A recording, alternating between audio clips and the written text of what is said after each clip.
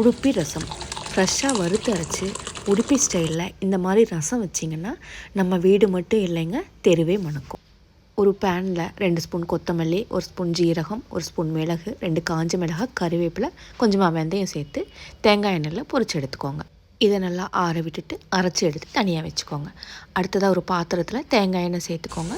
பெருங்காயம், கடுகு பொரிய விட்டுட்டு பூண்டு, கருவேப்பிலை தாளிச்சுக்கோங்க. அடுத்ததாக 2 பெரிய சைஸ் தக்காளியை தாளித்து விட்டு நல்லா குக் பண்ணிக்கோங்க. கூடவே தேவையான அளவு உப்பும் கொஞ்சம் மஞ்சள் தூளும் சேர்த்துக்கோங்க. தக்காளி நல்லா வதங்கி வந்ததும் கரைச்சி வச்சுருக்கிற புளியை சேர்த்துக்கோங்க. புளி நல்லா கொதித்து பச்சை வாசனை போன உடனேயும் குழைய வேக வச்சுருக்கிற துவரம்பருப்பு சேர்த்துக்கோங்க. பருப்பு சேர்த்து நல்லா கொதி வந்ததும் நம்ம அரைச்சி வச்சுருக்கிறத இதில் சேர்த்துக்கலாங்க. கடைசியாக கொத்தமல்லியும் கொஞ்சம் வெல்லமும் சேர்த்துக்கலாங்க. மணக்க மணக்க சூப்பரான உடுப்பி ரசம் தயாராகிடுச்சுங்க. சுடு சாதத்தில் இந்த ரசத்தை விட்டு வெறும் அப்பளம் மட்டும் வச்சு சாப்பிட்டா போதுங்க, ரொம்ப திவ்யமாக இருக்கும். இந்த உடுப்பி ரசத்தை ட்ரை பண்ணி பாருங்கள். இந்த வீடியோ பிடிச்சிருந்தா மட்டும் லைக் பண்ணுங்கள், நம்ம வீடியோஸை ஷேர் பண்ணுங்கள், அண்ட் மறக்காமல் நம்ம யூடியூப் சேனல் மீனாஸ் லைஃப் ஸ்டைலை சப்ஸ்கிரைப் பண்ணிவிடுங்க. தேங்க்யூ.